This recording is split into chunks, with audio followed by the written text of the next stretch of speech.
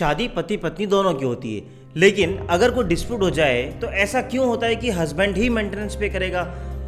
आप कोर्ट की तो बात छोड़िए, इनफैक्ट जब आप कोई क्लाइंट हमारे पास यानी वकीलों के पास आता है तो हम भी ये कहते हैं कि भैया हस्बैंड हो तो आपको मेंटेनेंस देनी पड़ेगी।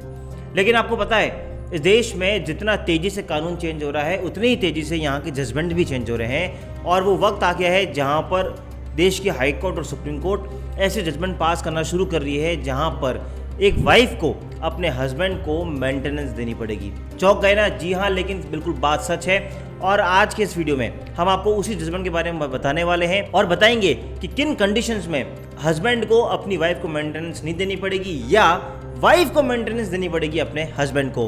Welcome back to channel. मैं हूं आपका अपना वकील दोस्त एडवोकेट नमन मनोत और आप मेरे साथ देख रहे हैं लीगल शॉर्ट्स। ये वो चैनल है जो आपको जागरूक करता है कानून की हर छोटी से बड़ी जानकारी के लिए। और हाँ, इस चैनल को सब्सक्राइब कर लीजिए, बेल आइकन दबा दीजिए ताकि आपको घर बैठे मिले ऐसे ही इन्फॉर्मेटिव वीडियो।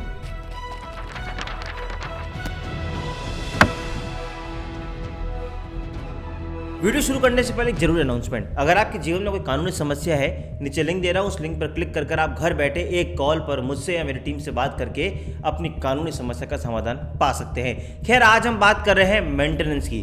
दोस्तों, जैसा कि मैंने वीडियो की शुरुआत में बताया, एक कॉमन ट्रेंड है, शादी हुई है यानी हस्बैंड को अपनी वाइफ को मेंटेनेंस देना ही होगा। लेकिन अभी ट्रेंड चेंज हो रहा है। मैंने इसलिए आज ये वीडियो बनाया है ताकि आप उस जजमेंट का हवाला देखकर अगर आपके फैक्ट्स इससे मिलते जुलते हैं तो आप ये क्लेम कर सकते हैं कि मुझे अपनी वाइफ को मेंटेनेंस नहीं देनी है, इनफैक्ट वाइफ को मुझे मेंटेनेंस देनी पड़ेगी।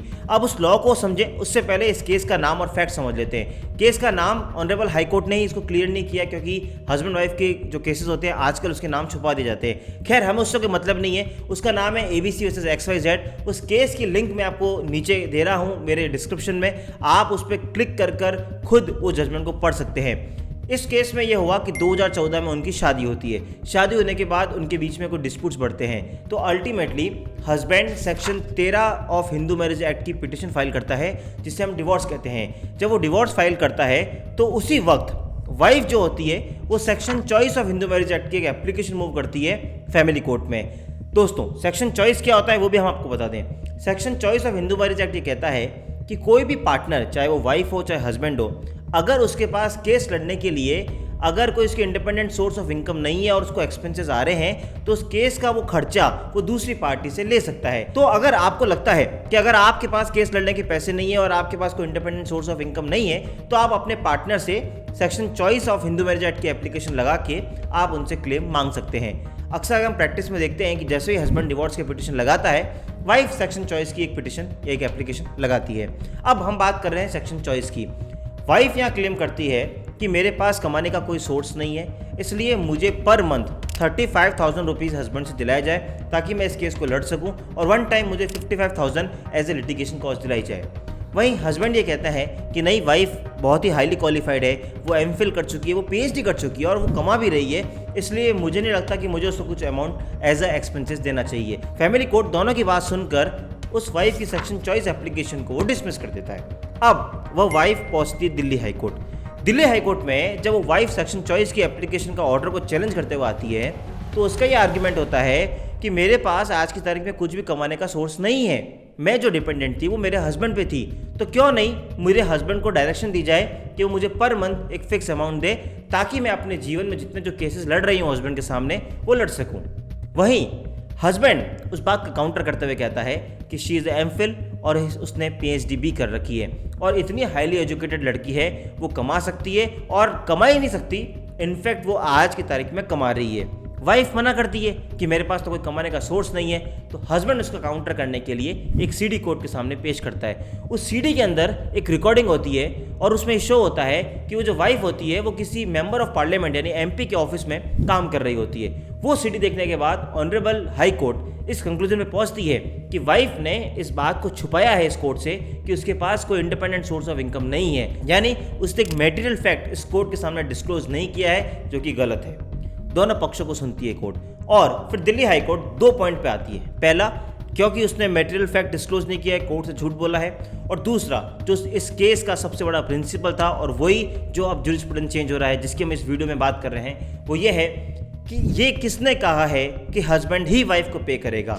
अगर आप सेक्शन 24 की बात करें तो वहाँ ये कहता है वाइफ या हस्बैंड कोई भी एप्लीकेशन लगा सकता है, यानी अगर हस्बैंड के पास इनकम नहीं है तो वाइफ को देना पड़ेगा और वाइफ के पास नहीं है तो हस्बैंड को देना पड़ेगा। लेकिन इस भारत के इस पुरुष प्रधान समाज में एक टेंडेंसी बन गई है कि नहीं, हस्बैंड को ही देना पड़ेगा। दिल्ली हाईकोर्ट ने बहुत ही अच्छा डिफरेंशिएट किया इन 2 वर्ड्स के अंदर। सबसे पहला उसने बोला कि एक, आपके पास इतनी हाईली क्वालिफिकेशन है, आप क्वालिफाइड लेडी हैं, और दूसरा, क्वालिफिकेशन होने के साथ साथ आपके पास कैपेसिटी है टू अर्न, यानी आप सिर्फ उस पढ़ाई को पढ़ ही नहीं चुके हैं बल्कि उसके बेसिस पे आप कुछ इनकम भी कर रहे हैं। तो जब आप कुछ अमाउंट कमा रहे हैं तो सेक्शन 24 की एप्लीकेशन तो आप मूव कर ही नहीं सकते, क्योंकि सेक्शन 24 का एक महत्वपूर्ण घटक है जो ये कहता है कि आपके पास कोई इंडिपेंडेंट सोर्स ऑफ इनकम नहीं होना चाहिए। जब वाइफ खुद कमा रही है तो सेक्शन 24 की एप्लीकेशन कैसे लगा सकती है। सो दिल्ली हाईकोर्ट ने 2 वर्ड्स में बहुत अच्छा डिफरेंशिएशन किया, एक है कैपेसिटी और एक है एक्चुअल अर्निंग। यानी दिल्ली हाईकोर्ट ने एक और बात को क्लेरिफाई किया, अगर सपोज वो नहीं कमा रही होती और सिर्फ उसके पास डिग्री होती, उसके पास कैपेसिटी होती, तो हम कभी फोर्स नहीं करते कि नहीं आप जाओ और काम करो। दिल्ली हाईकोर्ट ने बोला पढ़ना लिखना एक अलग बात है, लेकिन उसके बेसिस पे कमाना एक और अलग बात है।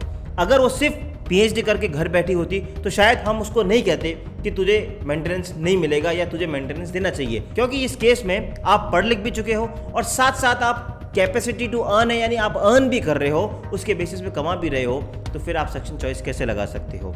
और अल्टीमेटली दिल्ली हाईकोर्ट ने उनके इस अपील को खारिज कर दिया। दोस्तों, इस वीडियो से एक बात पता लगती है कि जब भी आप कोई भी कोर्ट में केसेस आर्ग्यू कर रहे हैं या आपका कोई केस लगा है तो उस सेक्शन को प्रॉपर पढ़िए। सेक्शन 24 एक बात बहुत क्लियर करता है, जिसके पास इंडिपेंडेंट सोर्स ऑफ इनकम नहीं है वही एप्लीकेशन मूव कर सकता है। तो अगर आप ये प्रूव करते हैं कि आपके अपोजिट पार्टी के पास एक इंडिपेंडेंट सोर्स ऑफ इनकम है तो उसकी वो एप्लीकेशन मेंटेनेबल भी नहीं होगी। मुझे पूरी उम्मीद है आपको ये आज का वीडियो पसंद आया होगा। पसंद आया है तो प्लीज़ सब्सक्राइब चैनल, ताकि हम आपको घर बैठे इस तरह के वीडियो देते रहें। और फिर भी कोई समस्या है नीचे लिंक में मुझे बताएं, आपकी समस्या का समाधान हम एक चुटकी में करेंगे। मिलेंगे अगली बार इसी तरह की वीडियो के साथ, तब तक के लिए जय हिंद जय भारत।